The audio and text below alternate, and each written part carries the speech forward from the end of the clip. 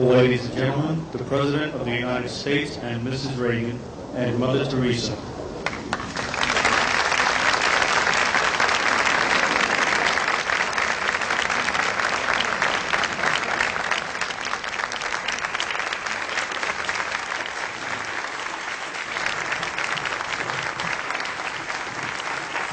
That applause is for you, not me.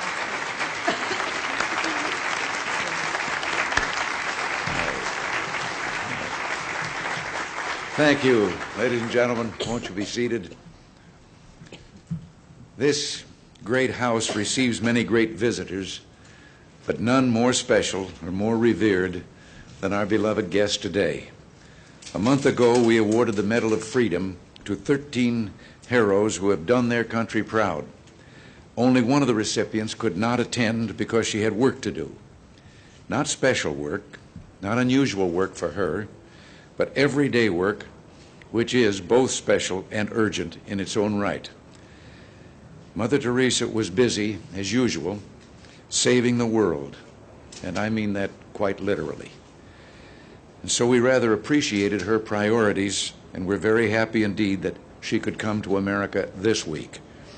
Now, a moment ago, I said we'd awarded the Medal of Freedom to heroes who've done our country proud. And I believe Mother Teresa might point out here that she is most certainly not an American, but a daughter of Yugoslavia.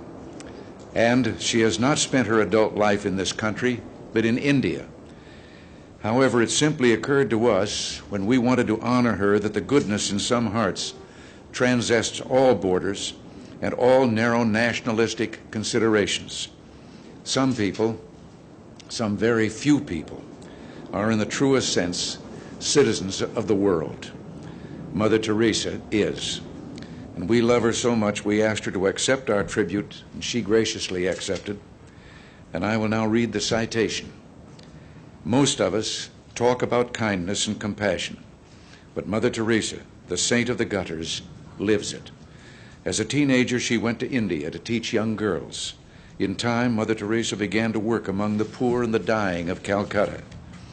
Her order of the Missionaries of Charity has spread throughout the world, serving the poorest of the poor. Mother Teresa is a heroine of our times, and to the many honors she has received, including the Nobel Peace Prize, we add with deep affection and endless respect the Presidential Medal of Freedom.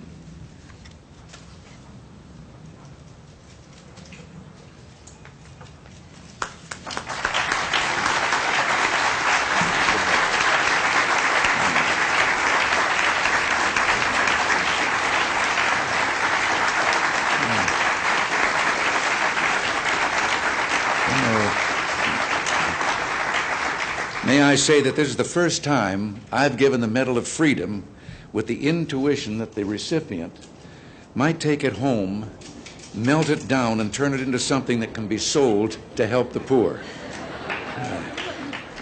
And I want to thank you for something, Mother Teresa. Your great work and your life have inspired so many Americans to become personally involved themselves in helping the poor. So many men and women in every area of life, in government and the private sector, have been led by the light of your love, and they have given greatly of themselves. And we thank you for your radiant example.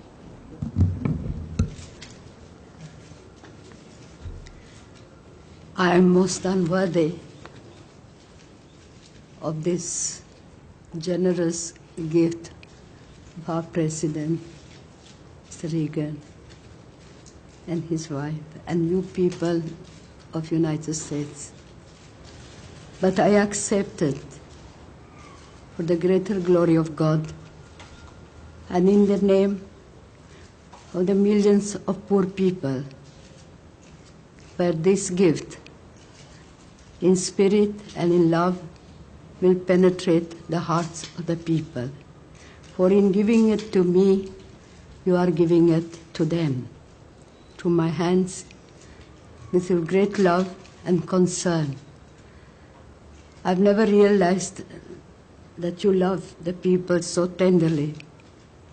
I had the experience, I was last time here, a sister from Ethiopia phoned me and said, our people are dying, our children are dying. Mother, do something. And the only person that came in my mind while she was talking, it was the president. And immediately I wrote to him and I said, I don't know, but this is what happened to me. And next day it was that immediately he arranged to bring food to our people. And I can tell you, the gift that has come from your people, from your country, has brought life, new life, to our suffering people in Ethiopia. I also want to thank the families here in the United States for their continual and delicate love that they have given and they have shown by giving their children to become sisters and to serve the poor throughout the world. We are now all over the world and trying to bring the tenderness and the love of Jesus. And you cannot go where we go. You cannot do what we do. But together we are doing something beautiful for God. And my gratitude to you, President, and your family, and to your people, is my prayer for you, that you may grow in holiness through this tender love for the poorest of the poor. That this love begins at home, in your own family, and it begins by praying together. For prayer gives a clean heart, and a clean heart can see God. And if you see God in each other, you will have love, peace, joy together. And works of love are works of peace, and love begins at home. So my sisters, brothers, and fathers, we are going, and all our poor people, thousands and thousands and thousands of people that we deal with, I bring their gratitude to you, and keep the joy of loving. Love them, begin in your own family first, and that love will penetrate right through the furthest place where no one has ever been. There's that tenderness and love of Christ. And remember that whatever you do to the least, you do it to him, Jesus said. You did it to me. What a wonderful opportunity for each one of us to be 24 hours with Jesus. And in doing what we are doing, as he said, if you receive a little child in my name, you receive me. If you give a glass of water in my name, you give it to me. So what the wonderful, beautiful tenderness and love of Christ for each one of us. So once more, I want to thank you for this beautiful gift, which I'm sure it will bring great joy to our people by sharing it with them. God bless you and keep you in his heart.